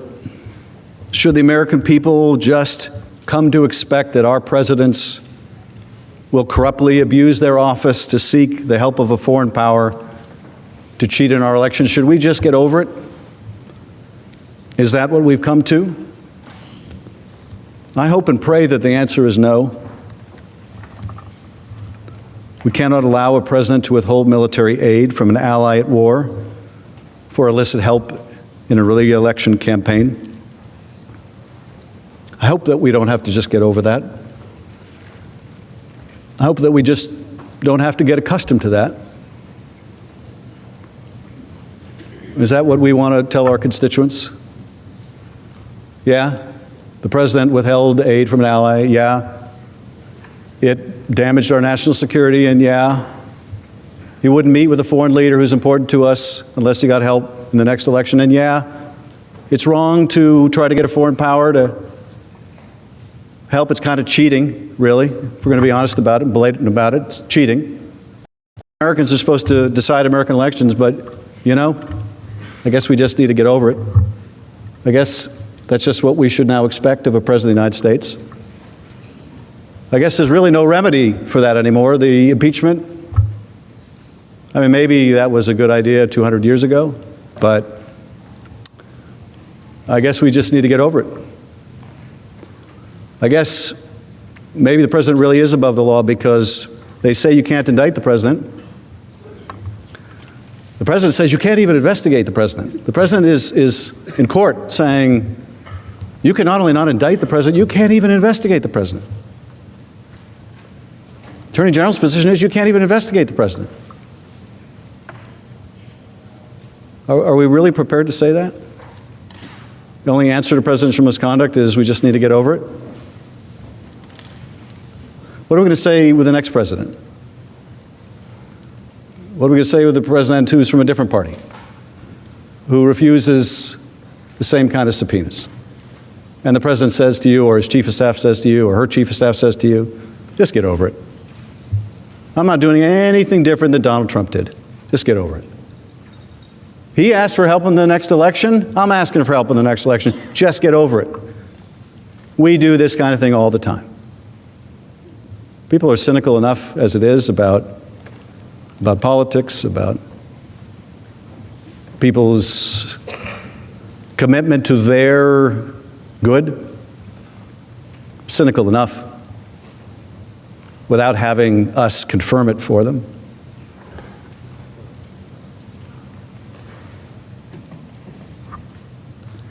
I think it's more than crazy. That was Ambassador Taylor's word. I think it's more than crazy. I think it's a gross abuse of power. And I don't think the impeachment power is a relic. If it is a relic, I wonder how much longer our republic can succeed. For months, President Trump and his agents had pressured Ukraine to announce the investigations. And President Zelensky finally yielded. As previously noted, he scheduled a CNN interview and planned to publicly announce the politically motivated investigations. He informed Sondland of this plan during a September 7th phone call. In the same call, Sondland relayed to President Zelensky that Trump required that the Ukrainian leader make the public announcement in order to get the critical military aid. President Trump's corruption had finally worn down President Zelensky, overcoming his effort to remain true to his anti-corruption platform, until events intervened. Before Zelensky could do the interview, President Trump learned that his scheme had been exposed. Facing public and congressional pressure on September 11th, the president finally released the hold on aid to Ukraine. Just like with the implementation of the hold, he provided no reason for the release. But the reason is quite simple. The president got caught. In late August, President Trump learned about a whistleblower complaint that was winding its way through the intelligence agencies on its way to Congress. On September 9th, 3 House committees announced an investigation into President Trump's Ukraine misconduct and that of his proxy, Rudy Giuliani. Later that day, again September 9th, the Intelligence Community Inspector General notified the Senate and House Intelligence Committees of the existence of the complaint and the fact that it was being withheld from Congress contrary to law and in an unprecedented fashion. Facing significant public pressure on September 11th, the president gave up and released the money to Ukraine. 1 week later, President Zelensky canceled the CNN interview. And rather than demonstrate contrition or acknowledge wrongdoing, The president instead has continued his effort, even after the impeachment investigation began. He not only continued to call on Ukraine to investigate his political opponent and called on China to do the same. This should concern all of us. It's a confirmation not only of the scheme to pressure Ukraine to help his political campaign, but a clear sign that the president believes that these corrupt acts are acceptable.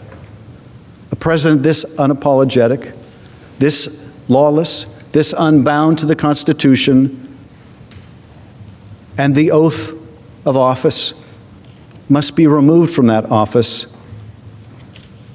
lest he continue to use the vast presidential powers at his disposal to seek advantage in the next election.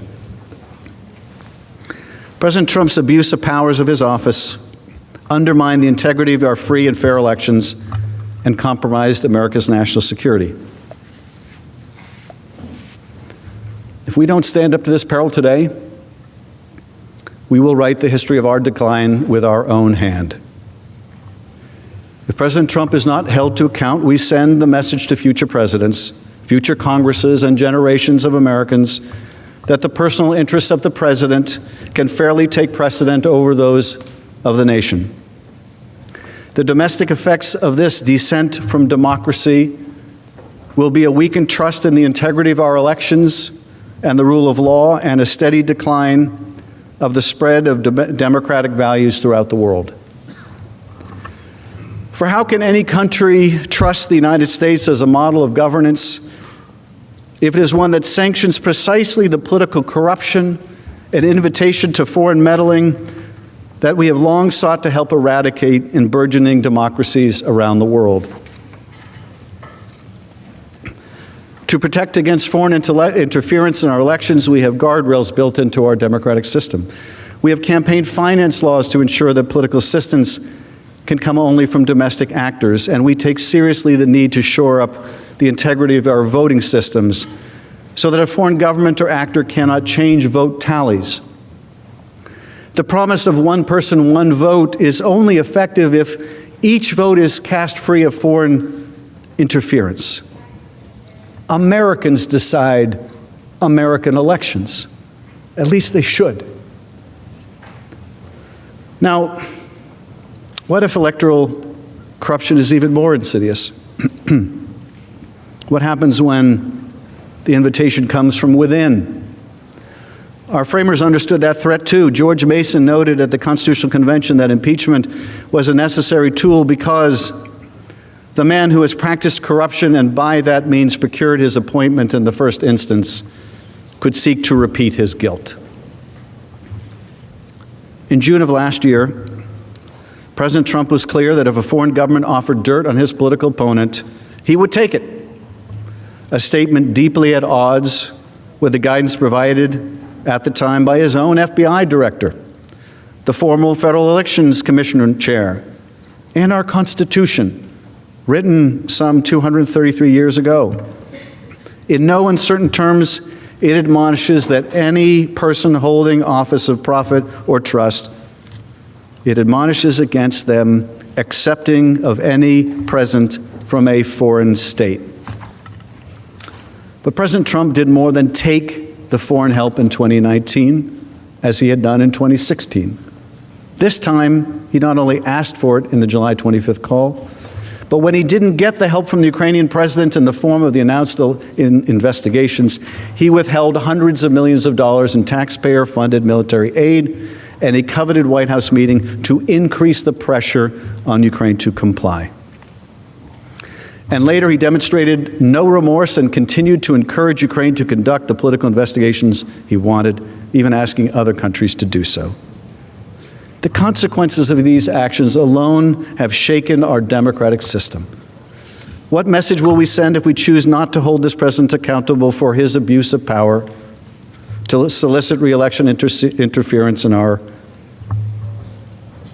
upcoming election? The misconduct undertaken by this president may lead future presidents to believe that they too can use the substantial power conferred on them by the Constitution in order to undermine it. Nothing could weaken the integrity of our elections more, and no campaign finance law or statement by a future FBI director could stand up to the precedent of electoral misconduct set by the President of the United States if we do not say clearly that this behavior is unacceptable and, more than unacceptable, impeachable. We also undermine our global standing as a country long viewed as a model for democratic ideals worth emulating. We have, for generations, been the shining city upon a hill that President Reagan described. America is not just a country, but also an idea. But what worth is that idea if, when tried, we do not affirm the values that underpin it?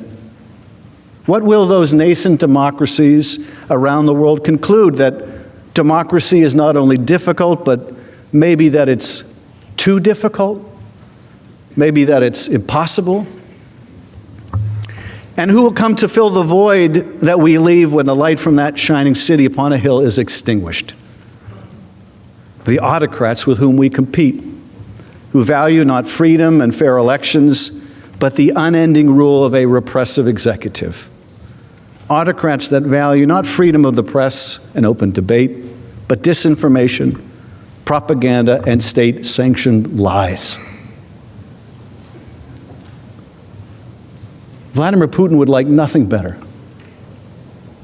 The Russians have little democracy left thanks to Vladimir Putin. It's an autocracy, it's a thugocracy.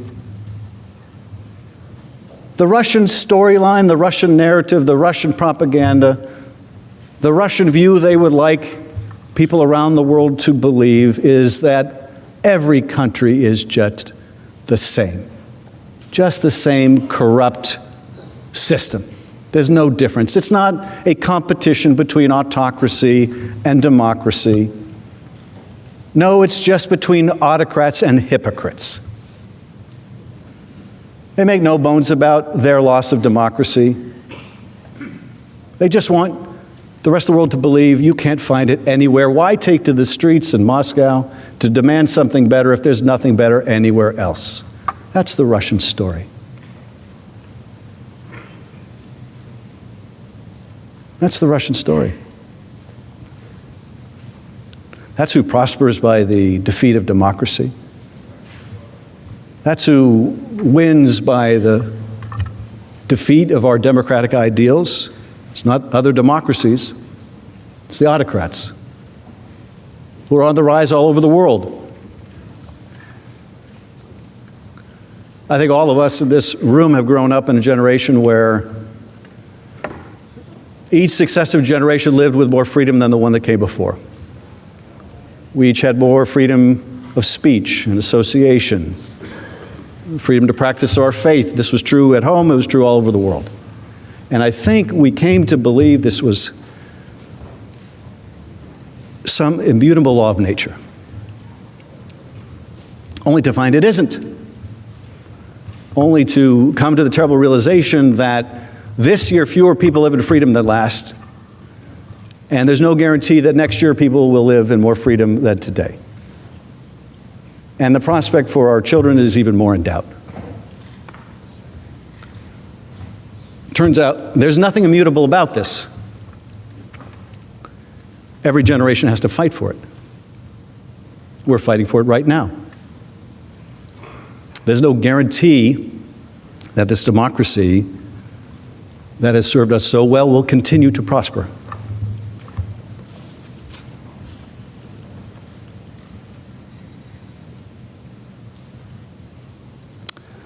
We will struggle to protect this idea.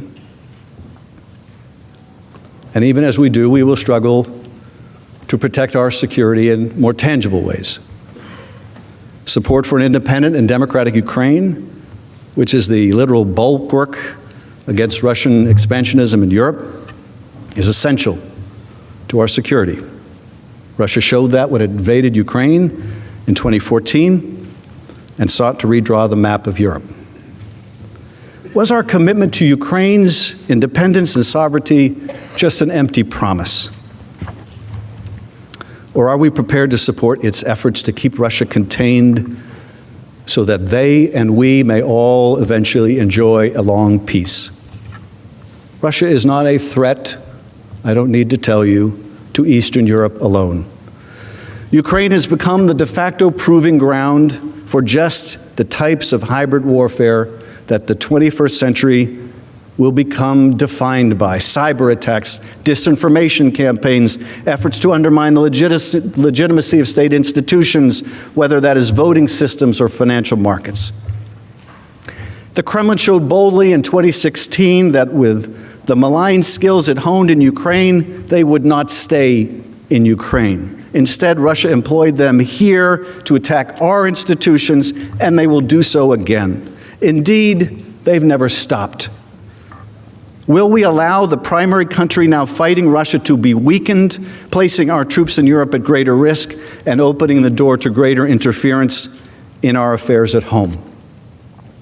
If we allow the President of the United States to pursue his political and personal interests rather than the national interest, we send a message to our European allies that our commitment to a Europe free and whole is for sale to the highest bidder.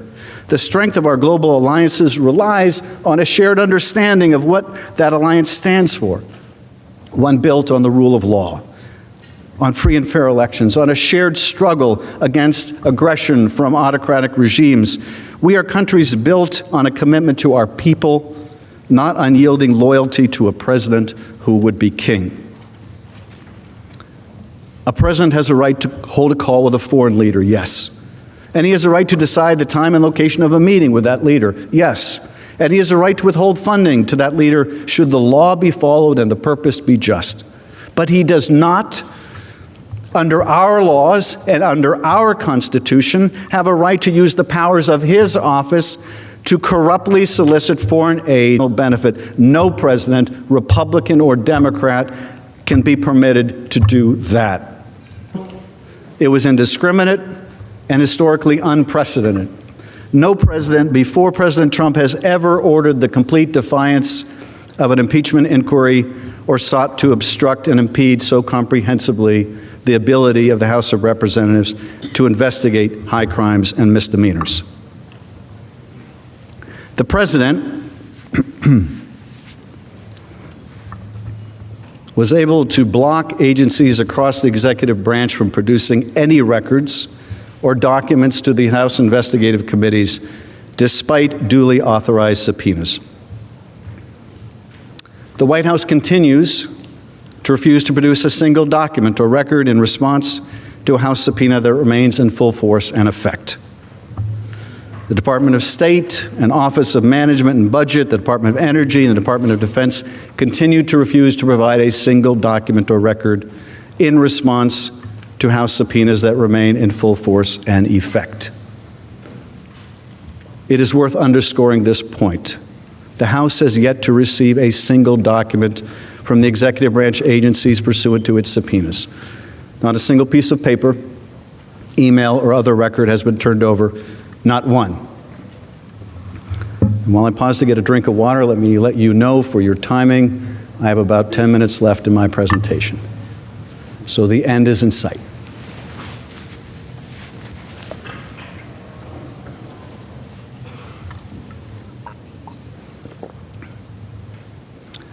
President Trump has also successfully blocked witnesses, 9 of them under subpoena, from testifying. Witnesses with firsthand knowledge of the president's actions, including his closest aides, some of whom were directly involved in executing the president's improper orders.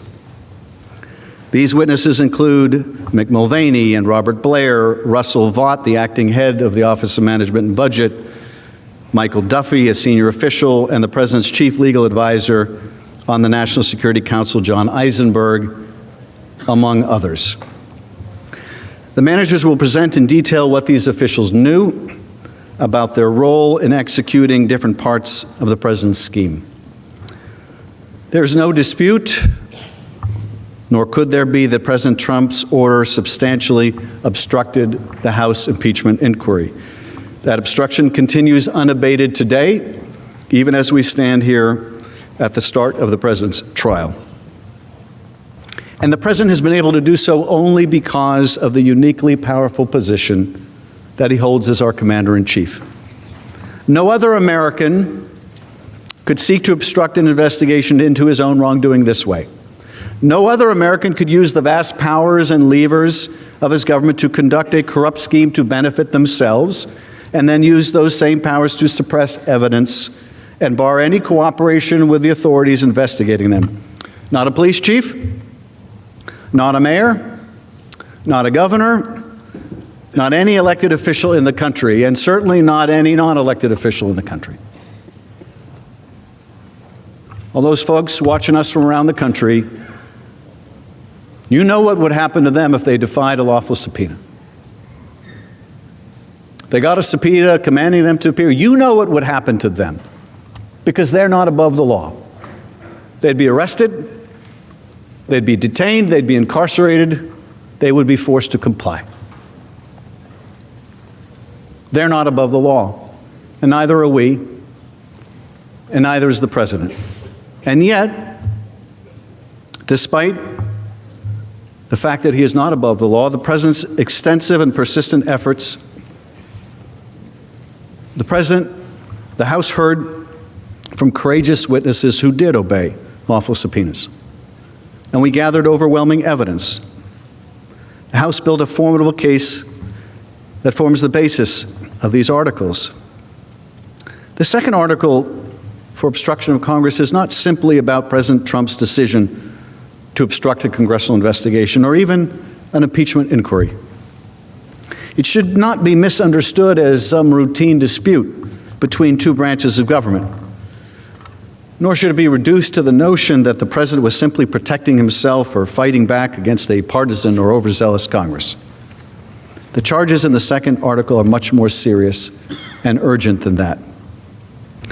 First, the president's attempt to obstruct the inquiry so categorically and comprehensively is part and parcel of the president's furious effort to conceal, suppress, and cover up his own misconduct. From the very first moment his actions were at the risk of coming to light, President Trump sought to hide and cover up key evidence, even as his scheme to pressure Ukraine was still underway. As the House presentation will make clear, the president's cover-up started even before the House began to investigate the president's Ukraine-related activity. The president learned early on of the existence of a lawful whistleblower complaint from within the intelligence community that would ring the first alarm. He deployed the White House and Justice Department to intervene in an unprecedented fashion to conceal and then withhold from Congress, for the first time ever, a credible and urgent whistleblower complaint, even though the law requires that it be provided to the congressional intelligence committees. Once the impeachment inquiry was underway in late September, the president used the immense and unique power at his disposal to direct and maintain at every turn the categorical defiance of congressional scrutiny, even as he attacked the inquiry itself and its witnesses. The president offered multiple and shifting justifications for obstructing the House's inquiry, each of them deficient, while his actions and statements powerfully reflect his own consciousness of guilt. Second, the ramifications of the president's obstruction go beyond the sinister motives of simply covering up his actions. His obstruction strikes at the heart of our Constitution. It threatens the last line of defense our founders purposely enshrined in our system to protect our democracy. If presidents can obstruct an impeachment inquiry undertaken by the House and evade accountability in the Senate, for doing so, they usurp an essential power granted exclusively to the Congress, and for a reason. Presidents could seize for themselves the power to neutralize and nullify the impeachment clause in order to shield themselves from any accountability. And if Congress is unable to investigate and impeach a president for abuse of their office, our democracy's essential check on a rogue president will fail. It would no longer protect the American people from a corrupt president who presents an ongoing threat. This is the outcome every American should be concerned about, and one that the founders warned us about. Through the impeachment clause, the framers of the Constitution empowered Congress to thoroughly investigate presidential malfeasance and to respond, if necessary, by removing the president from office. This entire framework depends upon Congress's ability to discover and then to thoroughly and effectively investigate presidential misconduct. Without the ability of Congress to do that, the impeachment power is a nullity. If you can't investigate it, you can't enforce it, you can't apply it. What we confront here in the second article of impeachment is therefore an impeachable offense aimed at destroying the impeachment power itself. When a president abuses the power of his office to so completely defy House investigators and does so without lawful cause or excuse, he attacks the Constitution itself. He confirms that he sees himself as above the law. His actions destabilize the separation of powers that defines our democracy and preserves our freedom, and establish an exceedingly dangerous precedent. And he proves that he is willing to destroy a vital safeguard against tyranny, a safeguard meant to protect the American people, just to advance his own personal interest in covering up evidence. The House presentation of the second article will therefore focus on three core areas that confirm the president's obstruction and require his removal from office. First, the singular importance and role of the impeachment clause for our democracy and why an effort by a president to obstruct an impeachment inquiry is in and of itself an impeachable offense. Second, why the president's extensive effort to cover up evidence of his misconduct is unprecedented in American history and without lawful cause or justification.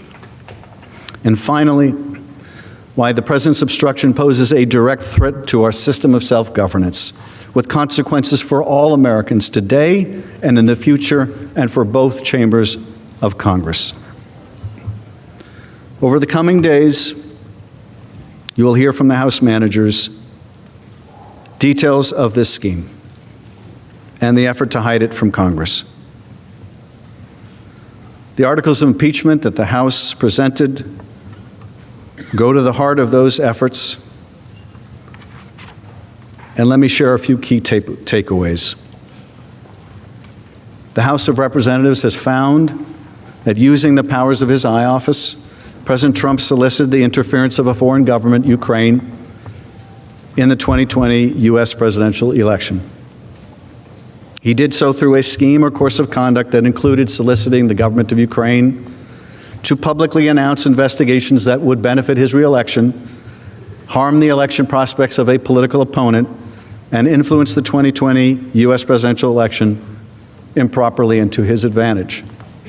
President Trump also sought to pressure the government of Ukraine to take these steps by conditioning official United States government acts of significant value to Ukraine on Ukraine's public announcement of these investigations. And he engaged in this scheme or course of conduct for corrupt purposes in pursuit of his personal political benefit. In doing so, President Trump used the powers of the presidency in a manner that compromised the national security of the United States and undermined the integrity of the U.S. democratic process. He thus ignored and injured the interests of the nation. As part of the House's impeachment inquiry, the committees undertaking that investigation served subpoenas, seeking documents and testimony deemed vital to the inquiry from various executive branch agencies and offices, current and former officials. In response and without lawful cause or excuse, President Trump directed executive branch agencies, offices, and officials not to comply with those subpoenas. President Trump thus interposed the powers of the presidency against the lawful subpoenas of the House of Representatives and assumed to himself functions and judgments necessary to the exercise of the sole power of impeachment vested by the Constitution in the House of Representatives.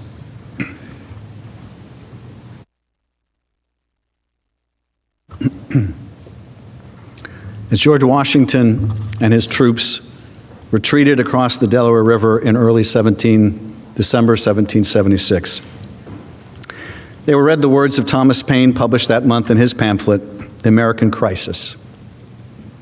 These are the times to try men's souls.